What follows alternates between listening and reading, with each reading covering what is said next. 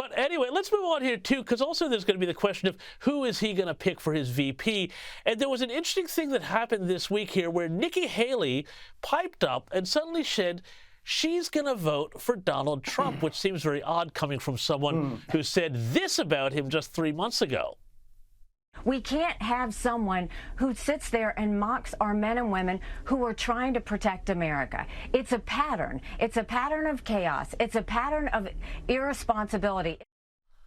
Adam, is this a case of relevance deprivation syndrome in action, or is she trying to make a plea for, consider me for the vice presidency? And if she's not the VP, who is Donald Trump thinking about as his running mate?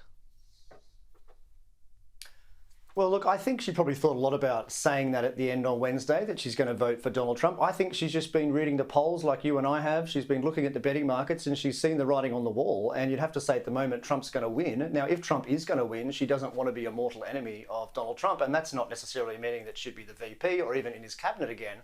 But she wants to be on good terms with him. That makes perfect rational sense. So I think her statement this week is yet another sign alongside the South Bronx rally of just how confident the Trump team is kind of right now.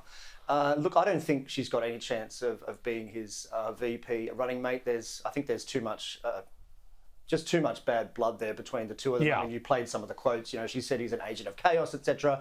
Look, we just don't know who he's going to pick, and he's not going to pick anyone until much closer to July when the convention is. I mean, he's basically said that. So he's quite enjoying now having all of these candidates, following them around the country, going to court, offering support. Because obviously many of them do want to be in that position. And it's a much more important vice presidential position than normal because, Trump can't get a third term. So whoever is that VP is going to be in a very good chance to be the candidate for the following election.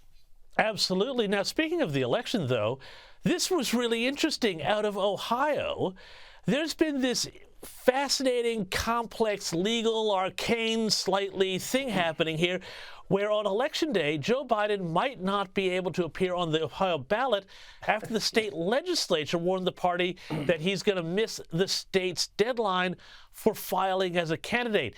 What is happening here, and is there actually a chance that this state, Ohio, could actually not see Joe Biden on the ballot? It's a huge state electorally.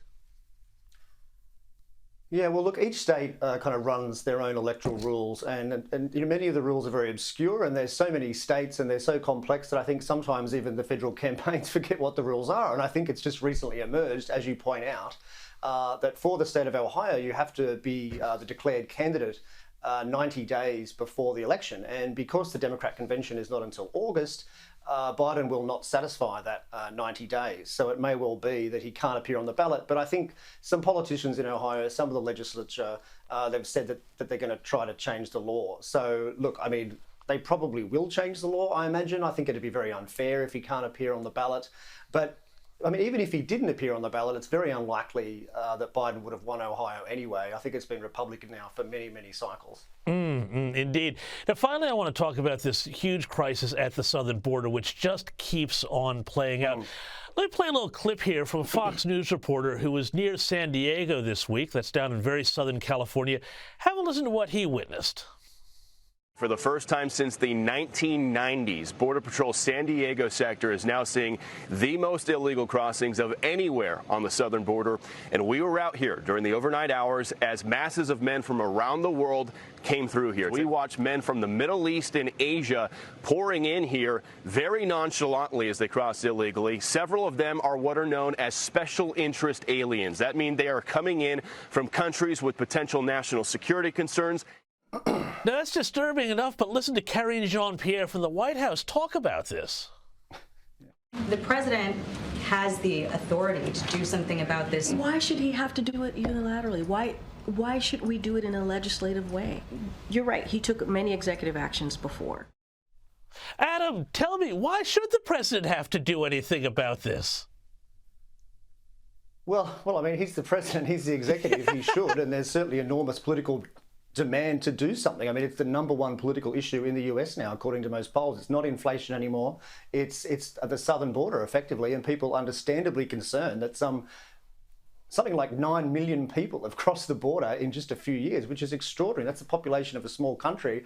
And of course, many of these people are bad eggs. And what's interesting about the California situation is that the arrivals have moved over to California from Texas. Numbers have dropped off in Texas. There's been a tough response there, but it's more or less a case of whack-a-mole, where you try to you stop them coming in one state and then they go to another state. So it really needs a strong federal response. But there's all these there are all these theories about why Democrats don't want to stop the flow, to get votes in the future, etc. So I don't think there's going to be a tough response coming. It's a real shame, but anyway, what can you do? Adam Creighton, thank you so much for your time. Thanks, James.